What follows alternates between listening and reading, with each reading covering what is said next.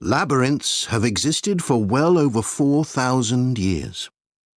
Labyrinths and labyrinthine symbols have been found in regions as diverse as modern-day Turkey, Ireland, Greece, and India.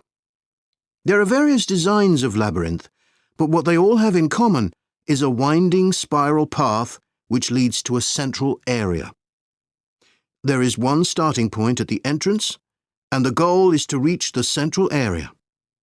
Finding your way through a labyrinth involves many twists and turns, but it's not possible to get lost, as there is only one single path. In modern times, the word labyrinth has taken on a different meaning and is often used as a synonym for a maze. A maze is quite different, as it is a kind of puzzle with an intricate network of paths. Mazes became fashionable in the 15th and 16th centuries in Europe and can still be found in the gardens of great houses and palaces. The paths are usually surrounded by thick, high hedges so that it's not possible to see over them. Entering a maze usually involves getting lost a few times before using logic to work out the pattern and find your way to the centre and then out again. There are lots of dead ends and paths which lead you back to where you started. The word maze is believed to come from a Scandinavian word for a state of confusion. This is where the word amazing comes from.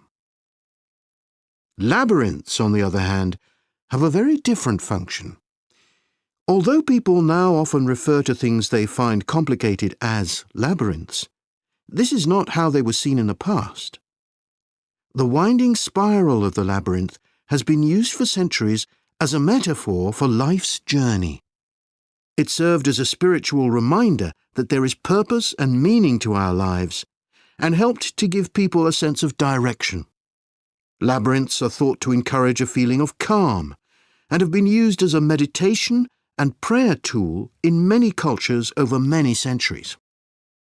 The earliest examples of the labyrinth spiral pattern have been found carved into stone, from Sardinia to Scandinavia, from Arizona to India to Africa. In Europe, these spiral carvings date from the late Bronze Age. The Native American Pima tribe wove baskets with a circular labyrinth design that depicted their own cosmology. In ancient Greece, the labyrinth spiral was used on coins around 4,000 years ago. Labyrinths made of mosaics were commonly found in bathhouses, villas, and tombs throughout the Roman Empire. In northern Europe, there were actual physical labyrinths designed for walking on. These were cut into the turf or grass, usually in a circular pattern. The origin of these walking labyrinths remains unclear, but they were probably used for fertility rites, which may date back thousands of years. 11 examples of turf labyrinths survive today, including the largest one at Saffron Walden, England, which used to have a large tree in the middle of it.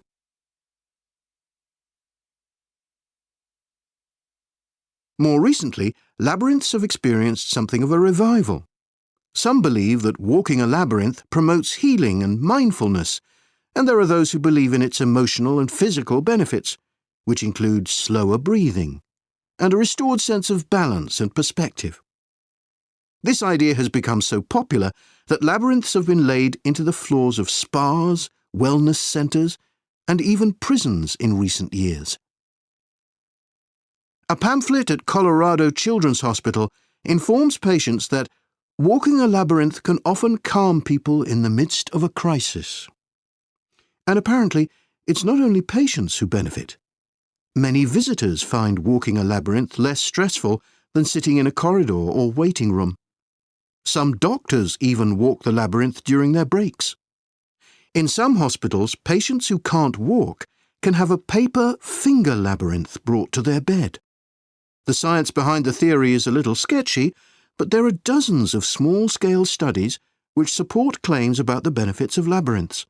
For example, one study found that walking a labyrinth provided short-term calming, relaxation and relief from anxiety for Alzheimer's patients. So what is it about labyrinths that makes their appeal so universal?